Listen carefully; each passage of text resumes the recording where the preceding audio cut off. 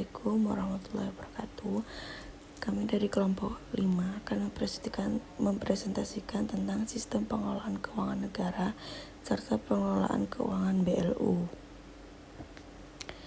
Kelompok kami terdiri dari Muhammad Nafi Aziz, NPM 241, Kintan Daru 244, Renaldi 264, Safira Indah 250, dan Nadia Maulidina 270. Definisi keuangan negara adalah semua hak dan kewajiban negara yang dapat dinilai dengan uang, serta segala sesuatu baik berupa uang maupun berupa barang yang dapat dijadikan milik negara. Berhubung dengan pelaksanaan hak dan kewajiban tersebut, dalam penjelasan Undang-Undang Nomor 17 Tahun 2003 tentang Keuangan Negara dinyatakan bahwa pendekatan yang digunakan dalam merumuskan keuangan negara adalah dari sisi objek, subjek, proses, dan tujuan. Dengan demikian, bidang pengelolaan keuangan negara dapat dikelompokkan dalam yang pertama, subbidang pengelolaan fiskal, subbidang pengelolaan moneter, dan subbidang pengelolaan kekayaan negara yang dipisahkan. Asas-asas umum pengelolaan keuangan negara yang pertama, asas tahunan, 2. Universalitas, 3. Kesatuan, 4. Spesialitas, 5. Akuntabilitas, 6. Profesionalitas, 7. Keterbukaan, dan yang terakhir adalah 8. Asas pemeriksaan keuangan. Ruang lingkup keuangan negara meliputi hak negara untuk memungut pajak, mengeluarkan dan mengedarkan uang, dan melakukan pinjaman.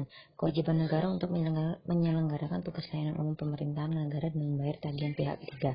Yang ketiga, penerimaan negara, pengeluaran negara, penerimaan daerah, pengeluaran daerah. Yang kelima, kekayaan negara atau kekayaan daerah yang dikelola sendiri atau oleh pihak lain berupa uang, surat berharga, piutang, barang, serta hak lain yang dapat dinilai dengan uang, termasuk kekayaan yang dipisahkan pada perusahaan negara, perusahaan daerah. Kekayaan pihak lain yang dikuasai oleh pemerintah dalam rangka penyelenggaraan tugas pemerintah dan atau kepentingan umum. Kekayaan pihak lain yang diperoleh dengan menggunakan fasilitas yang diberikan pemerintah. Dan yang terakhir, kekayaan pihak lain sebagaimana dimaksud meliputi kekayaan yang dikelola oleh orang atau badan lain berdasarkan kebijakan pemerintah, yayasan-yayasan di lingkungan kementerian negara atau lembaga, atau perusahaan negara atau daerah. Sejalan dengan ketentuan yang diatur dalam Undang-Undang Nomor 17 Tahun 2003 tentang Keuangan Negara, Menteri Keuangan sebagai pembantu presiden dalam bidang keuangan pada hakikatnya adalah Chief Financial Officer Pemerintah Republik Indonesia. Sementara setiap menteri atau pimpinan lembaga pada hakikatnya adalah Chief Operational Officer atau untuk suatu bidang tertentu pemerintah. Konsekuensi pembagian tugas antara Menteri Keuangan dan para menteri lainnya tercermin dalam pelaksanaan anggaran. Untuk meningkatkan akuntabilitas dan menjamin terselenggaranya saling uji check and balance dalam proses pelaksanaan anggaran perlu dilakukan pemisahan secara tegas antara pemegang kewenangan administratif dengan pemegang kewenangan kebendaraan. Penyelenggaraan kewenangan administratif diserahkan kepada Kementerian Negara atau lembaga, sementara penyelenggaraan kewenangan kebendaraan diserahkan kepada Kementerian Keuangan. Kewenangan administratif tersebut meliputi melakukan perikatan atau tindakan-tindakan lainnya yang mengakibatkan terjadi. Di lain pihak, Menteri Keuangan selaku Bendahara Umum Negara dan pejabat lainnya yang ditunjuk sebagai kuasa Bendahara Umum Negara bukanlah sekedar kasir yang hanya berwenang melaksanakan penerimaan dan pengeluaran negara tanpa berhak menilai kebenaran penerimaan dan pengeluaran tersebut. Menteri Keuangan selaku Bendahara Umum Negara adalah pengelola keuangan dalam arti seutuhnya, yaitu berfungsi sekaligus sebagai kasir, pengawas keuangan, dan manajer keuangan. Penerapan pola pemisahan kewenangan tersebut, yang merupakan salah satu kaidah yang baik dalam pengelolaan keuangan negara, telah mengalami sehingga menjadi kurang efektif untuk mencegah dan atau meminimalkan terjadinya penyimpangan dalam pelaksanaan penerimaan dan pengeluaran negara. Oleh karena itu, penerapan pola pemisahan tersebut harus dilakukan secara konsisten. Di lain pihak, Menteri Keuangan selaku Bendahara Umum Negara dan pejabat lainnya yang ditunjuk sebagai kuasa Bendahara Umum Negara bukanlah sekedar kasir yang hanya berwenang melaksanakan penerimaan dan pengeluaran negara tanpa berhak menilai kebenaran penerimaan dan pengeluaran tersebut. Menteri Keuangan selaku Bendahara Umum Negara adalah pengelola keuangan dalam arti seutuhnya, yaitu berfungsi sekaligus sebagai kasir, pengawas keuangan, dan manajer keuangan. Penerapan pola pemisahan kewenangan tersebut, yang merupakan salah satu kaidah yang baik dalam pengelolaan keuangan negara, telah mengalami sehingga menjadi kurang efektif untuk mencegah dan atau meminimalkan terjadinya penyimpangan dalam pelaksanaan penerimaan dan pengeluaran negara. Oleh karena itu, penerapan pola pemisahan tersebut harus dilakukan secara konsisten. Pengguna anggaran adalah pejabat pemegang kewenangan penggunaan anggaran untuk melaksanakan tugas pokok dan fungsi SKPD yang dipimpin. Kuasa pengguna anggaran adalah pejabat yang diberi kuasa untuk melaksanakan sebagian kewenangan pengguna anggaran dalam melaksanakan sebagian tugas dan fungsi SKPD. Struktur organisasi pengelola keuangan negara. Yang pertama, ada Menteri Pengguna Anggaran. Yang kedua, Satker atau kuasa pengguna anggaran. Dan beberapa jajaran di bawahnya yaitu pembuat komitmen, bendahara, penguji tagihan, penerbit SPM, dan unit akuntansi instansi. Dan ada pembagian kewenangan. Nah, menurut UU nomor 17 tahun 2003 tentang keuangan negara dan UU nomor 1 tahun 2004 tentang pembendaharaan negara dan PP nomor 58 tahun 2005 tentang pengelola keuangan negara mengatur kewenangan kepala SKPD dalam pengelola keuangan di masing-masing SKPD-nya lebih dominan dibandingkan PPKD. Dan yang kedua, ada efektif dimulai sejak tahun 2005. Kepala SKPD sebagai pengguna anggaran PA atau PA memiliki kewenangan sebagai otorisator dan sekaligus sebagai ordonator bagi anggarannya masing-masing. Dan yang terakhir ada sedangkan PPKD beserta jajarannya sebagai bendahara umum daerah hanya memiliki kewenangan komportable. Di sini ada pelaksanaan anggaran atau DPA. Pada dasarnya, dokumen pelaksanaan anggaran ini dibuat oleh masing-masing SKPD yang merupakan dokumen untuk melaksanakan rencana kerja anggaran atau RKA SKPD yang sudah dibuat sebelumnya. Pembuatan RKA dan DPA disesuaikan dengan struktur anggaran pendapatan belanja daerah atau APBD. Menurut Permendagri, pengertian dokumen pelaksanaan anggaran adalah dokumen yang membuat pendapatan, belanja, dan pembiayaan yang digunakan sebagai dasar pelaksanaan anggaran oleh pengguna anggaran. Mekanisme pencairan anggaran sesuai dengan amanat dari pasal 14 Peraturan Pemerintah Nomor 105 Tahun 2001 tentang pengelolaan dan pertanggungjawaban keuangan daerah yang diatur dalam Perda Nomor 39 Tahun 2002 dan adanya perubahan atau penggantian Peraturan Pemerintah Nomor 105 Tahun 2000 dengan Peraturan Pemerintah Nomor 58 Tahun 2005 tentang pengelolaan keuangan daerah telah menyempurnakan perda pokok-pokok pengelolaan keuangan daerah yang tertuang pada Perda Nomor 3 Tahun 2006. Perda tersebut menjadi rujukan atau standar pembuatan peraturan pengelolaan keuangan daerah.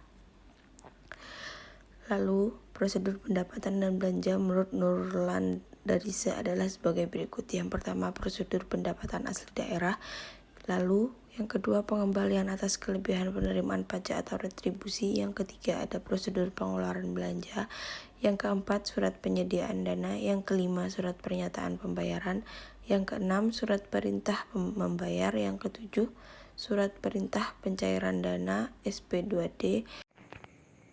Badan Layanan Umum adalah instansi di lingkungan pemerintah yang dibentuk untuk memberikan pelayanan kepada masyarakat berupa penyediaan barang atau jasa yang dijual tanpa mengutamakan mencari keuntungan, dan dalam melakukan kegiatannya didasarkan pada prinsip efisiensi dan produktivitas. Selanjutnya, dasar hukum Badan Layanan Umum.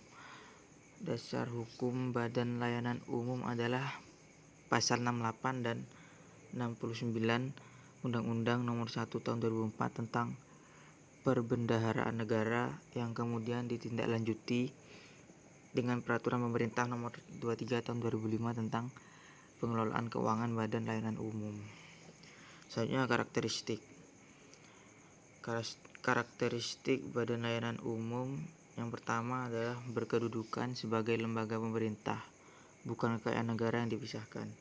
Terus yang kedua, menghasilkan barang atau jasa yang seluruhnya atau sebagian dijual kepada publik. Yang ketiga, tidak bertujuan mencari keuntungan. Yang keempat, dikelola secara otonom dengan prinsip efisien dan produktivitas ala korporasi. Yang kelima, rencana kerja atau anggaran dan pertanggungjawaban dikonsolidasikan pada instansi induk. Yang keenam, pendapatan dan sumbangan dapat digunakan langsung. Yang ketujuh, pegawai dapat terdiri dari PNS dan non-PNS. Dan yang kedelapan, bukan sebagai subjek pajak. Selanjutnya, tujuan dari Badan Layanan Umum yaitu meningkatkan pelayanan kepada masyarakat dalam rangka memajukan kesejahteraan umum dan mencerdaskan kehidupan bangsa dengan memberikan fleksibilitas dalam pengelolaan keuangan berdasarkan prinsip ekonomi dan produktivitas dan penerapan praktik bisnis yang sehat. Selanjutnya, asas Badan Layanan Umum. Asas Badan Layanan Umum adalah sebagai berikut. Yang pertama yaitu Badan Layanan Umum beroperasi sebagai unit kerja kementerian, negara atau lembaga atau pemerintah daerah untuk tujuan pemberian layanan umum yang pengelolaannya berdasarkan kewenangan yang didelegasikan oleh instansi induk yang bersangkutan. Yang kedua, Badan Layanan Umum merupakan bagian perangkat pencapaian tujuan kementerian, negara atau lembaga atau pemerintah daerah dan karenanya status hukum Badan Layanan Umum tidak terpisah dari kementerian, negara atau lembaga atau pemerintah daerah sebagai instansi induk. Yang ketiga, menteri atau pimpinan lembaga atau gubernur atau bupati atau wali kota bertanggung jawab atas pelaksanaan kebijakan penyelenggaraan pelayanan umum yang didelegasikannya kepada Badan Layanan Umum dari segi manfaat layanan yang dihasilkan. Yang keempat, pejabat yang ditunjuk mengelola Badan Layanan Umum bertanggung jawab atas pelaksanaan kegiatan pemberian layanan umum yang didelegasikan kepadanya oleh menteri atau pimpinan lembaga atau gubernur atau bupati atau wali kota. Yang kelima, Badan Layanan Umum menyelenggarakan kegiatannya tanpa mengutamakan pencarian keuntungan.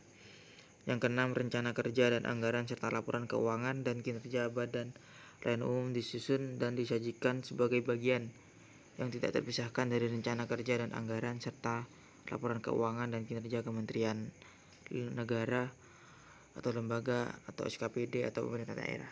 Yang terakhir, yang ketujuh, Badan Layanan Umum mengelola penyelenggaraan layanan umum sejalan dengan praktik bisnis yang sehat. Selanjutnya, pola pengelolaan keuangan Badan Layanan Umum atau BLU.